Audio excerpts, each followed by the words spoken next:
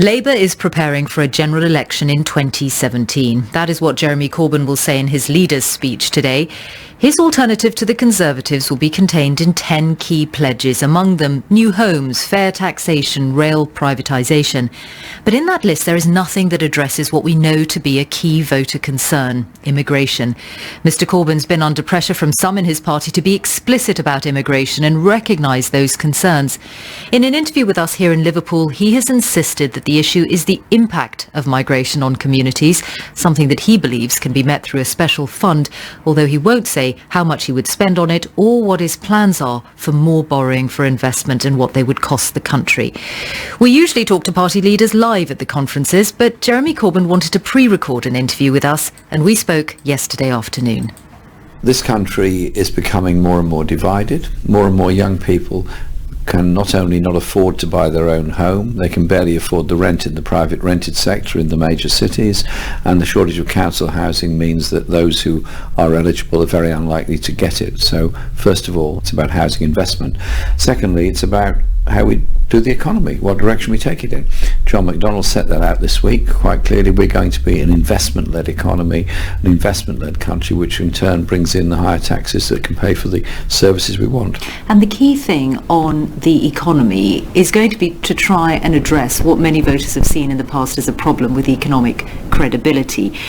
The National Investment Bank that you're talking about, you would raise something like £100 billion in order to fund it. How much would that cost the nation? At the moment, the interest rates are extremely low on government bonds, so it would not be expensive. How much would it cost? The return would be enormous because you'd be investing in the infrastructure we need and the growing economy that would come back from it. So when you're looking at bond rates at very, very low levels, the cost is not great compared to the return. Far better way of funding public investment than private finance initiatives. But have you worked out what that cost is? That cost is being worked out. The exact cost is being worked out. Because you know how much we spend at the moment on servicing our national debt. Yes, this is going to increase debt to some extent, but the return of investment in infrastructure, investment in housing, both creates jobs which give you a higher tax income, but gives you the platform for economic growth in the future. Listen, we live in a country that is grotesquely unequal. Right. There is only one way forward. But I want to focus on the cost of the borrowing. You can say it has other returns and other benefits and what you get back for it, but we spend something like £43 billion a year in servicing our debt, and you would add to that. In the initial term, yes, because the return you get from it is so good in the terms of greater economic growth. But to someone who hasn't voted for Labour because they've been worried about levels of Labour borrowing, the same perception would remain in this plan, wouldn't it? No, because the same perception would be wrong. What we're doing is saying that if we're going to deal with the issues that everybody faces in our society about their local authority being cut, about their health service being underfunded, about their children not being able to get anywhere to live, then what the Tories are offering is an intensity of the problems, not a solution to them. And the way to address that is through more borrowing? The way to address that is investment, which reduces borrowing in the longer term. And would you continue to want to borrow if interest rates do not stay low? And is that the plan even if interest rates are high? Because interest rates are low because of the current state of the economy. Indeed. If interest rates get very high, then clearly that has to be addressed. But what we're proposing is this National Investment Bank to deal with the infrastructure problems. Let's talk about some other voter concerns. Education, and you will be campaigning this weekend against the government's grammar school plans. What is more important to you, fairness of access or educational outcome? The two things go together. If you have unfair access, you're saying to 10-year-olds somehow or other, you are first class and the majority of you are second class. That's why I do not believe in having an 11 plus or whatever kind of exam they call it after that. There is a great deal of evidence around the world that non-selective education actually gives you very good outcomes. But that's not the case at the moment. If you look at the example of Wales, which has an all-comprehensive school system, Wales has been run by Labour, education has been run by Labour for the last 16 years or so in Wales. And standards are going down. That is what came out in the last set of PISA tests. Standards are important Educational outcomes are important, but it's important to remember we should be treating every child equally. What the government's proposing is the very opposite, and the loss of potential for all of us of children who don't get the best education they should, therefore don't become the doctors, lawyers and engineers of tomorrow. But would you want the model of Wales and the all-comprehensive system rolled out across the UK, even though it is not delivering in terms of outcomes for the children of Wales? I think you're being slightly unfair on Welsh education, and you're slightly unfair on the efforts made by teachers and students. In the last Wales, PISA test, Wales fell down in maths, in reading and in science. And they're addressing that now to bring those standards up. Listen, various parts of England also have varying levels of standards. When you have a determined local authority and a determination to invest in education, those standards come up. Another voter concern, a consistent one over the years, has been immigration. And in your speech, you're going to talk about reinstating a migrant impact fund. How much money would you put in that fund? The last one was £50 million. I think it would need to be much more than that now. How much more? Well, we'd take an assessment from the local authorities concerned and what they felt the need was. Clearly, it's not unlimited, but if we don't have a migrant impact fund, then there is a danger of obviously areas having difficulty delivering services, but also a blame culture developing. So this is an uncosted plan. You haven't worked out how much the last one was limited on £50 million. It lasted 2 years. The basis of it would be a reinstatement of that plan, but obviously we'd have to look at the needs of particular local authorities. How does it address the concern of someone in an area which is not an area of high migration? There are plenty of people who voted Leave who don't necessarily have an immediate experience of migration, but nevertheless think that immigration numbers are too high. Well, I asked them to consider what people who've migrated to this country actually do, the numbers that work in our NHS, in our care services, the number who actually contribute massively to our economy, and also the very large number of British people who've made their homes in France or Spain or other parts of Europe. Now, we don't know what the outcome of all the Brexit negotiations are going to be. During the referendum campaign, I made it very clear that the one issue I was very concerned about was the way in which working groups have been brought in from Eastern Europe to work below local wages and conditions and thus undercut local wages. That should be ended. Most European countries have now signed up to that. It hasn't been agreed all across Europe yet, but it's not far off. You're not talking about the level of immigration, the immigration numbers. Is that because you don't see them as a problem? Net migration is above 300,000. Net migration is roughly equal between within Europe and outside Europe to this country. There is also, of course, migration from this country. There are also large numbers of overseas students that come here that are often included in those figures, which of course is not a very sensible way of measuring migration. But is there an acceptable level of immigration to this country at the moment? I think the migrants that have come to this country have made an enormous contribution to it. Our conference certainly understands that. Tom Watson put that case very well yesterday. But if we should live with the levels of immigration to this country... They vary from year to year. Yeah, but you don't seem uncomfortable with where they are at the moment. I understand the problems that can come in some areas, hence my determination on a migrant impact fund. But I also understand that there are many industries and jobs that have done well from migrant labour and even depend on it, and they are concerned that they won't be able to have short-term migrant labour coming into Britain to help. So should people who worry about the immigration numbers stop doing that? It's manageable. I think we have to allay people's concerns about the impact through the Migrant Impact Fund. We have to also recognise the huge contribution made to our economy. You mentioned the Brexit negotiations. Have you decided what you want out of those negotiations? Essentially, the lines in the negotiation we want are access to European markets.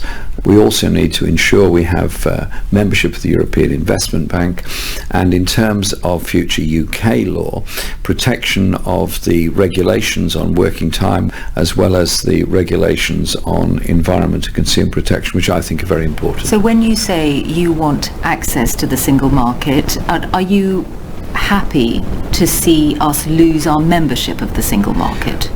That is open to negotiation. I put it in the terms that we need access to the European market. An awful lot of investment is based on exports to Europe. Almost every country in the world has access to the single market. Well, North Korea has access to the single market. We want access on an equitable basis with the rest of Europe to it, if you want to put it in that way. Whether it is the full membership of a single market or whether there is some other arrangement, that's part of the negotiations. But if it ends up not being as close as full membership of the single market, you won't mourn that? I would mourn anything that damages our trading relationship with Europe. The government hasn't set out exactly what it wants yet. We have set up a Brexit negotiating team. Emily Thornberry's leading that. And yesterday, when she was asked about exactly this point about... Sorry, I just want... Is it a question then simply of reacting to what the government comes up with? Because when Emily Thornberry was asked about where her red lines would be on freedom of movement, on the single market, she seems to think it's too sensitive an area to yet know what to do. And yet supposedly you're preparing for a snap election and you'll have to be able to state clearly to the electorate what you believe on this. We believe in access to European markets to ensure our industries are able to continue trading with Europe. That must be very, very clear. We're only 6 weeks away from the American election. What would you say to someone who plans to vote for Donald Trump? Think very, very carefully. The idea that you would build a wall between your country and your nearest neighbour, Mexico, and then somehow or other try and say they've got to pay for it. What kind of behaviour and what kind of attitude is that, in addition to the many other strange, very old-fashioned social attitudes that he seems to be so keen? And do you know that you have been likened to him, at least your rise has been likened to his by Ed Balls, both as examples of populism taking over and communication that is in a protesting way rather than a manifesto for government? It's a very, very strange comparison to put, that I don't think Donald Trump and I have very much in common on anything. Is there something in the rise of Donald Trump, in the fact that he has defied the odds and, beaten people's predictions, that gives you hope that you can do the same? But so did Leicester City last year. Lots of people defy the odds at various times.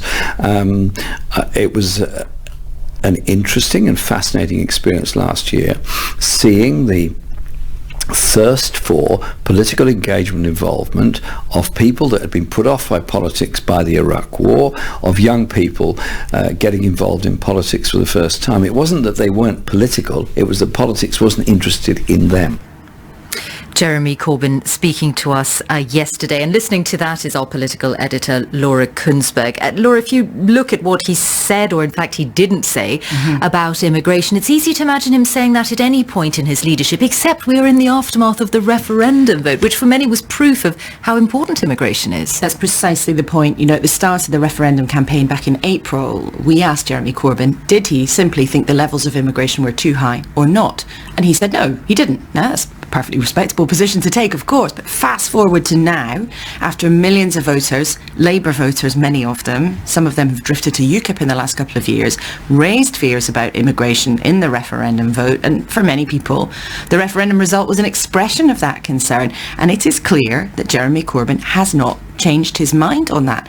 And the story in nearly every newspaper this morning on this big important day, the Leader's Speech Day, is that Jeremy Corbyn is not concerned about the numbers of immigrants who are coming to this country. That's what one of his team said to journalists yesterday when they were pressed on this story, pressed on this issue and what he would say in his speech about immigration. And that was the message from Team Corbyn, that he's not concerned about the number. Now, of course, he has plans to bring back the Migrant Impact Fund, to spend more in communities where there are concerns about immigration, but he has put himself at odds with senior people in his party, some of who have been loyal to him. The Shadow Home Secretary, Andy Burnham, for example, who'll be on the conference platform today, he said Labour has to face the facts about immigration. They have to face the facts about people's concerns. Angela Rayner, somebody who's very loyal to Jeremy Corbyn, she said similar to this morning. And indeed, Tom Watson, the Deputy Leader, said during the referendum campaign that Labour had to look at freedom of movement again. And, for some people in his party, this is, I have to say, one more issue where it seems that Jeremy Corbyn just has his fingers stuck in his ears. Where he puts the focus in terms of migration is on this pot of money. although when I asked him where it would go, he couldn't even really say, it would go to areas of high migration. He seemed to leave it all up to councils, and he also didn't put a figure on it. Well, look, Labour's trying to say this week that they are ready for a general election. Jeremy Corbyn's flagship policy, if you like, on immigration, which is a huge issue for so many voters, is the Migrant Impact Fund. And as you say, he couldn't spell out how much they would spend on it. He couldn't say really how it would operate. There's the things that they're looking at, things that are being considered, things that are being reviewed. But if this is a party that really believes that there might be a general election within 12 months, and, frankly, who knows, not being able to spell out the details in opposition right now, if you're such a big policy, such an important plank of what they say they do to address so many voters' concerns on such a huge issue, that is problematic. And it's been a theme in a sense of this week. When you push for detail on the policies that the Labour Party is putting forward, the details aren't ready, they're not quite there.